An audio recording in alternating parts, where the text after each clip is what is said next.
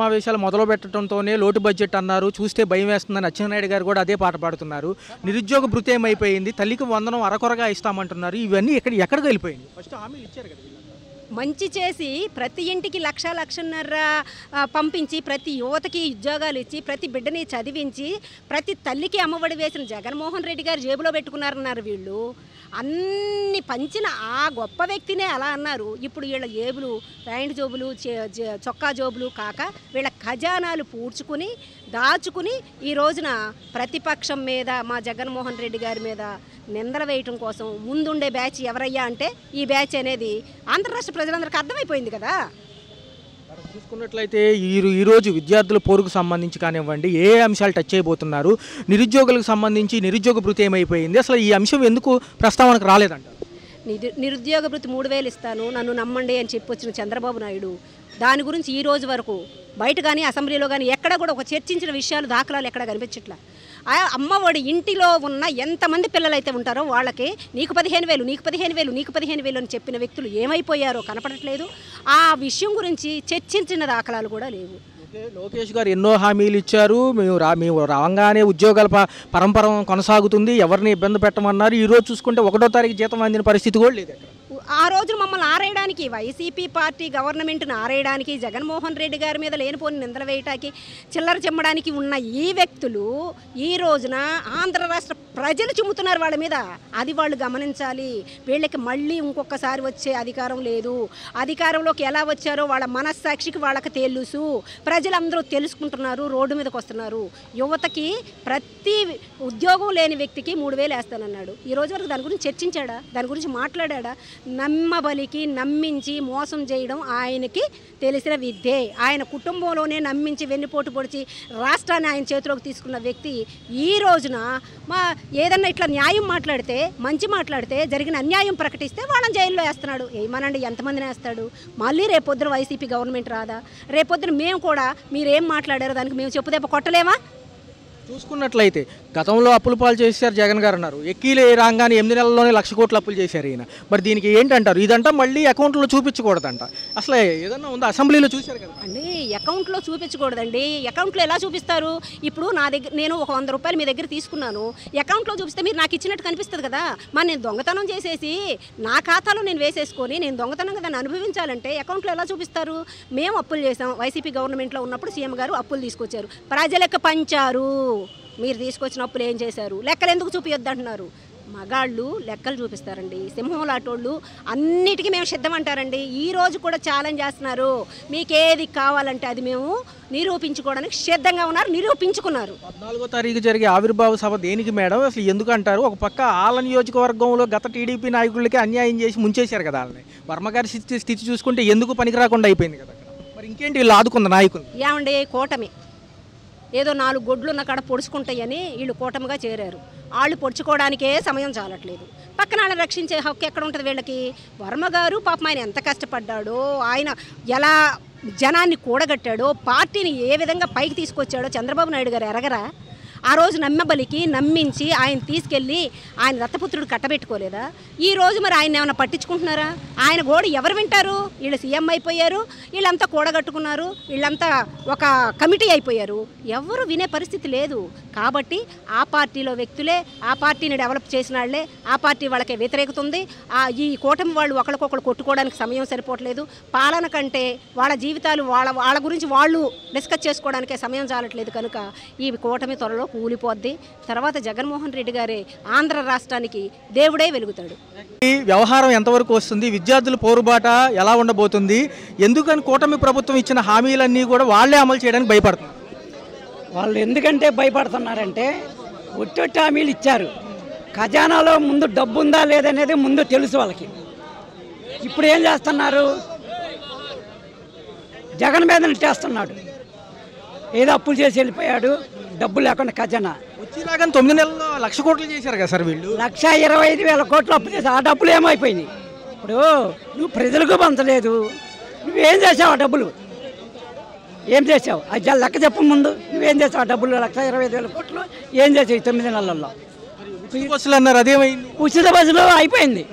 అప్పుడేమో నువ్వు 7 అమరావతి లెక్కితే శ్రీకాకుళం వెళ్ళొచ్చు, శ్రీకాకుళం లెక్కితే కడప వెళ్ళొచ్చు, లేకపోతే తిరుపతి వెళ్ళొచ్చు, ఎక్కడికైనా వెళ్ళొచ్చు. ఇప్పుడు మళ్ళీ జిల్లాలకు వచ్చింది, ఏ జిల్లాకు ఆ జిల్లా కానీ ఆ జిల్లా పోయింది. ఇప్పుడు ఏమైందంటే బస్సులు తీసుకొచ్చి మీ ఇంటి ముందర తీసుకొచ్చి రోడ్డు మీద వదిలిపెడతామని చెప్తున్నారు. పార్టీ నాయకులనే పిఠాపురం వర్మ గారిని రోడ్డు మీద వదిలేశారు గైడ్. ఇంకో అయిపోయింది. ప్రతి ఒక్కరు నమ్ముకున్న వాళ్ళని నట్టేట ముంచడమే వాళ్ళ పని.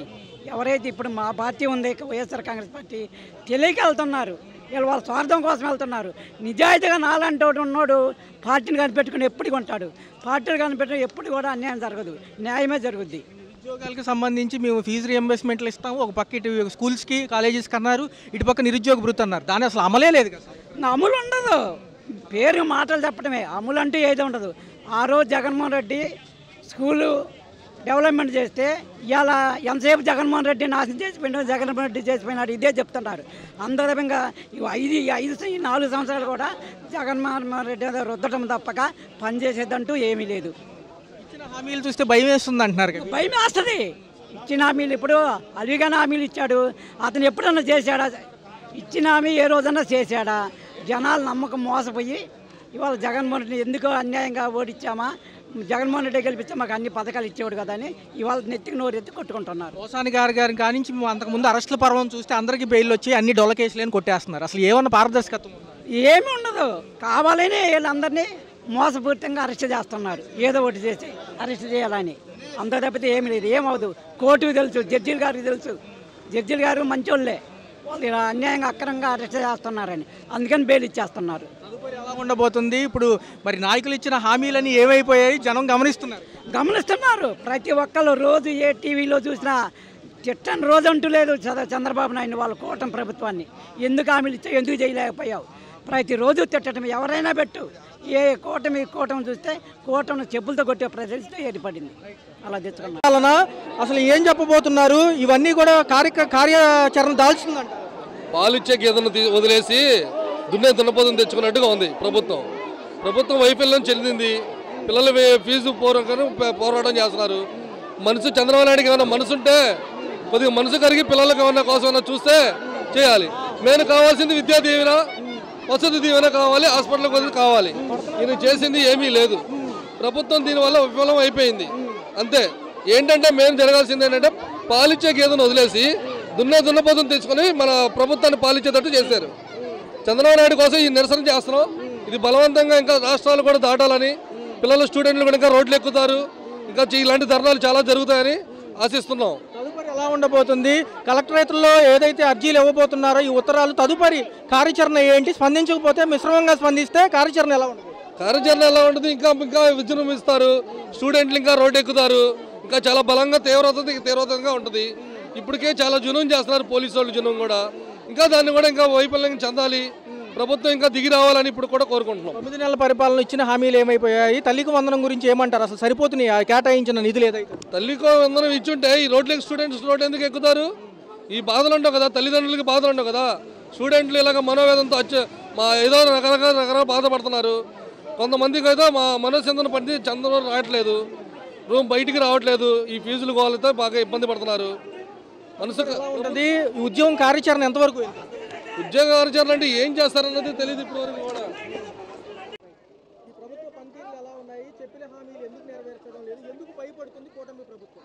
చంద్రబాబు నాయుడు మాటలు కోటలు దాటుతాయి కానీ చేతలు ఇంటి గడపలు కూడా దాటం అనే దానికి ఇవాళ ఆయన చేస్తున్న పరిపాలన నిదర్శనం. ఆ రోజు అధికారంలోకి రావడం కోసం అడ్డగోలుగా హామీలు ఇచ్చాడు. జగన్ ఒక్కరికే 15,000 ఇస్తా అన్నాడు. నేను వస్తే అధికారంలో ఎంతమంది పిల్లలు ఉంటే అంతమంది పిల్లలకి నీకు 15,000 ఉన్నాడు. పిల్లల తల్లులు ఉంటే నీకు 18,000 అన్నాడు. కానీ ఈరోజు ఏం జరిగింది? ఒకరికి కూడా ఇవ్వలేని పరిస్థితి. ఇవాళ బడ్జెట్లో నిన్న చూస్తే రాష్ట్ర పరిస్థితి చూస్తే భయం వేస్తుంది అన్నాడు. మరి ఈరోజు మీరు హామీలు ఇచ్చేటప్పుడు ఈ పరిస్థితి గుర్తుకు రాలేదా చంద్రబాబు నాయుడు గారు అని నేను అడుగుతున్నా. ఇది చంద్రబాబు నాయుడు చేతకానితనం. చెప్పిన హామీలు నెరవేర్చలేక ప్రశ్నిస్తుంటే విద్యార్థుల మీద ఇవాళ అడ్డుకోవడం. మీరు చేసిన వెధవ పనులకి ఈరోజు విద్యార్థులు అనుభవిస్తున్నారు. ఉద్యోగాలు లేక ఏం చెప్పాడు? 20 లక్షల ఉద్యోగాలు అన్నాడు. ఉద్యోగం ఇవ్వకపోతే 3,000 నిరుద్యోగ భృతి అన్నాడు. ఎక్కడొస్తుంది నిరుద్యోగ భృతి? తన కొడుకుని ఈరోజు నిరుద్యోగ భృతికి చెప్పిన అసలు వాస్తవంగా అసెంబ్లీ సమావేశాల ప్రస్తావనకే రాలేదు. ఎందుకంటే ఈరోజు ఏ అసెంబ్లీ సమావేశాలు కేవలం చంద్రబాబు నాయుడు భజన, లోకేష్ భజన, అనిత చేయడం తప్ప ప్రజా సమస్యల మీద ఎక్కడ చర్చ జరుగుతుందని నేను అడుగుతున్నా. ఇవాళ జగన్మోహన్ రెడ్డి అధికారంలో ఉన్నా జగన్ తిట్టడం, ప్రతిపక్షంలో ఉన్నా జగన్ తిట్టడం, 24 గంటలు జగన్ నామస్మరణ తప్ప ప్రజల సమస్యలు ఎక్కడ చర్చిస్తున్నారని నేను అడుగుతున్నా. ఇదే విధంగా ప్రజలు గమనిస్తున్నారు. ఎవరు కూటమి ప్రభుత్వం హామీలు ఇచ్చి తప్పిందో మరి నమ్ముతారా ఈసారి ప్రజలు? ఈ రోజు చంద్రబాబు నాయుడు మహిళా వ్యతిరేక ముఖ్యమంత్రి అని నిరూపించుకున్నాడు, రైతు వ్యతిరేక ముఖ్యమంత్రి నిరూపించుకున్నాడు. ఇచ్చిన హామీలు యువతకు నెరవేర్చలేదు. యువత వ్యతిరేక ముఖ్యంగా చరిత్రక హీనులుగా మిగిలిపోతారు చంద్రబాబు నాయుడు, పవన్ కళ్యాణ్ కూడా చెప్తున్నారు. ఏముందని ఆవిర్భావ సభ పెడుతున్నారు పిఠాపురంలో? ఏం సాధించారు? ఏం పీకరని మేము అడుగుతున్నాం. ఇవాళ ప్రజలు అధికారంలోకి వచ్చారు, ఏం చేశారు? ఇచ్చిన హామీలకి తూట్లు పడుస్తూ ఇవాళ ఏదో మేము సాధించామన్నట్టు రేపు పిఠాపురంలో వాళ్ళ ఆవిర్భావ సభలు సాధిస్తున్నారు. నియోజకవర్గ ఎమ్మెల్యే వర్మ గారు అని ఆయనకే దిక్కులేదు అక్కడ. కూటమి ప్రభుత్వంలో నాయకుడు, ఈయన కోసం సీట్ త్యాగం చేశారు. మరి ఆయన ఇవాళ చంద్రబాబు నాయుడు ప్రజలనే కాదు నాయకులు కూడా మోసం చేస్తున్నాడు. వర్మకి కుచ్చుటోపి పెట్టాడు. ఏమన్నాడు ఆ రోజు పవన్ కళ్యాణ్ సీట్ ఇచ్చేటప్పుడు? వచ్చే ఎమ్మెల్సీ విస్తరణలో ఫస్ట్ సీటు వర్మకి ఇస్తా అన్నాడు. ఏం చేశాడు? ఏందయ్యా వర్మ నీకు గతి? పిఠాపురం ప్రజలు మీరు కష్టపడ్డారు, ఇవాళ ఎవరినో తెచ్చి నెత్తిన పెట్టి కూర్చోబెట్టి ఇవాళ అక్కడ ప్రజల సమస్యలు లోకల్గా ఉండే వర్మ గారికి తెలుస్తాయా, లేకపోతే పవన్ కళ్యాణ్ తెలుస్తుందా? ఏదో వీకెండ్ పాలిటిషియన్ లాగా 20 రోజులకు ఒకసారి వస్తాడు పిఠాపురానికి, కూర్చుంటాడు, పోతాడు. ఏం నెరవేరుస్తున్నాడు అక్కడ నువ్వు పిఠాపురం ప్రజలకి ఇచ్చిన హామీ? 100 పడకల ఆసుపత్రి అన్నా నువ్వు పిఠాపురం ప్రజలకి ఎక్కడ అవుతుందయ్యా అని నేను అడుగుతున్నా. సమస్య వచ్చినప్పుడేమో తెరపైకి వచ్చి సమస్య సాల్వ్ చేయాల్సిన టైంలో సనాతన ధర్మంగా గెటప్ వేసేసుకుంటాడు. ఈయన సనాతన ధర్మానికి సనాతన యోధుడు అన్నట్టు తిరుపతిలోనేమో లడ్డూ కల్తీ జరిగితే ఆ రోజు అక్కడ మెట్లు క్లీన్ చేస్తాడు. అండ్ నిన్న ఎక్కడ రాయచోటిలో అనుకుంటా హిందువుల దేవాలయాన్ని కూల్చేస్తే ఈ పిఠాపురం పీఠాధిపతి ఎక్కడున్నాడయ్యా అని నేను అడుగుతున్నా. దీనిపైన స్పందించడు. ముఖ్యంగా మహిళల గురించి ఈయన మాట్లాడతాడు. అంటే మహిళలకు అన్యాయం జరిగితే నాకు కడుపు రగిలిపోతుంది అంటాడు. ఈయన పిఠాపురంలో టీడీపీ నేత కొడుకు ఆత్మహత్య యత్నంలో ప్రధాన నిందితుడిగా ఉంటే ఈయనకి మాట్లాడి పరామర్శించే తీరుకుండదు. మీరు వచ్చాక ఈ రాష్ట్రంలో 3,000 మంది ఆడవాళ్ళ మీద అత్యాచారాలు జరిగినాయి అని చెప్తాడు కదా. 30,000 మంది ఆడవాళ్ళు మిస్ అయ్యారని నా దగ్గర పార్లమెంటు వర్గాల సమాచారం ఉందంటాడు. కానీ ఒక మహిళకి అన్యాయం జరిగితే పవన్ కళ్యాణ్ బయటికి రాడు. ఆడవాళ్ళకి అన్యాయం జరిగితే తొక్కు పెట్టి నార తీస్తా అంటాడు. కానీ తొక్క ఉండదు, నారా ఉండదు. నారా చంద్రబాబు నాయుడికి అన్యాయం జరిగితే మాత్రం రోడ్డు మీద అడ్డంగా పడుకుంటాడు తప్ప నీకు ఓట్లేసి నిన్ను నమ్మిన నీ పార్టీ నాయకులకు కానీ ప్రజలకి కానీ ఎక్కడానూ చేసింది ఏమీ లేదు. అండ్ జగన్మోహన్ రెడ్డి గారు విద్యార్థుల కోసం అమ్మఒడి, వసతి, విద్యా దీవెన ఎన్నో పథకాలు పెట్టాడు. మరి స్కూల్స్ని కూడా రెన్యువేషన్ చేశాడు. పిల్లలు తినే చిక్కీకి చాక్లెట్ ఎక్కడ చేతికి అంటుకుంటుందేమో దాన్ని కవర్ కూడా పెట్టించిన మంచి మనసున్న ముఖ్యమంత్రి జగన్మోహన్ రెడ్డి గారు. కానీ ఈయన పిల్లలకి ఇచ్చిన హామీలను కూడా తొంగలోకి తొక్కుతూ ఇవాళ ప్రజలు ఏమంటున్నారు? నిన్ను నమ్మం బాబు, బాయ్ బాయ్ బాబు అని 9 నెలల్లోనే ఇవాళ యువత కానీ మొత్తం రాష్ట్ర వ్యాప్తంగా మహిళలు, యువత అంతా సిద్ధమవుతున్నారు ఈ కూటమి పాలన అంతం చేయించడానికి. హామీలు ఇచ్చి మాట తప్పిన ఈ కూటమి ప్రభుత్వాన్ని ఏమంటారు? నిరుద్యోగ భృతి కాడి నుంచి ఫీజు రీయింబర్స్మెంట్లు బకాయిలు ఇస్తామని అసెంబ్లీ సాక్షిగా చెప్పారు. విడుదలైన దాఖలాలు ఎక్కడా లేవు. ఎందుకంటారు? ఈరోజు ఈ రాష్ట్రంలో జగన్మోహన్ రెడ్డి గారి పరిపాలన చూసిన నుంచి మళ్ళీ ఈ కూటమి ప్రభుత్వం ఎప్పుడైతే నీకు 15,000 అని చెప్పి దొడ్డి మాట చెప్పి ఈరోజు అధికారం పీఠం తెచ్చుకొని వైసీపీలకు వ్యక్తిగతంగా ఏం చేయొద్దు, వైసీపీలకు అనుకూలంగా ఏం చేయొద్దని ఈరోజు ఆదేశాలు పెట్టడం ఎంతవరకు సహజం అని అడుగుతా ఉన్నా. ఏదైతే వీళ్ళు ఇచ్చిన హామీలు ఏమైపోయాయి?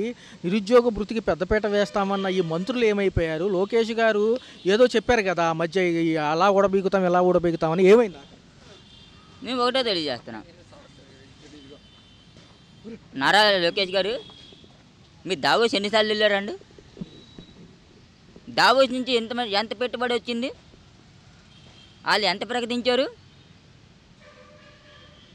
ఎందుకు దావోస్ వెళ్ళో తెలీదు. తెచ్చిన మటుకు గుడ్డి సున్నా అని కూడా తెలియజేస్తా ఉన్నా.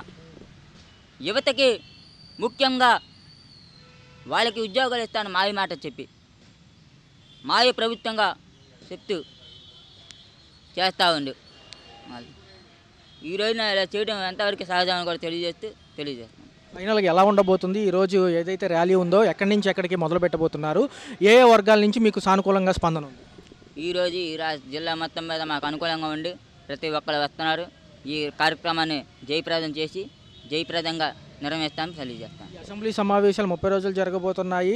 ఎంతవరకు జగన్మోహన్ రెడ్డి గారు అప్పు చేశామంటున్నారు? వచ్చిన 9 నెలల్లో 1,00,000 కోట్ల పైగా వీళ్ళు అప్పు చేశారు. దాని గురించి వీళ్ళు అప్పులు చేయడమే తప్ప ప్రజలకు పెట్టేది ఏం లేదు. వీళ్ళు ప్రజలకి వాళ్ళు దోచుకుంటారు తప్ప ప్రజలకు పెట్టే మనసత్వం వాళ్ళు కాదు. వాళ్ళు ఆనాడు ఎన్టీ రామారావు గారు చెప్పారు, అదే కొనసాగుతుంది. ఫైనల్గా ఎలా ఉండబోతుంది? నిజంగా ప్రజలు నమ్మే అవకాశం ఉందంటారా? ఎందుకంటే ఇచ్చిన హామీలన్నీ కూడా ఏదైతే డొల్లతనంగానే ఉందని తేలిపోయింది, ప్రజలందరూ గమనిస్తున్నారు. రేపు ఎలా ఉండబోతుంది? ఇక్కడ ఈవీఎం ట్యాంపరింగ్ జరిగింది తప్ప ప్రజలు ఖచ్చితంగా జగన్మోహన్ రెడ్డి గారు వైపు ఉన్నారు. ఎప్పుడు ఎలక్షన్ వస్తుందా, జగన్మోహన్ రెడ్డిని మళ్ళీ ముఖ్యమంత్రి స్థానంలో కూర్చోబెడదామని ప్రతి యువకు నుంచి అవ్వ తాతల నుంచి యువత వరకు అందరు సిద్ధంగా ఉన్నామని తెలియజేస్తారు.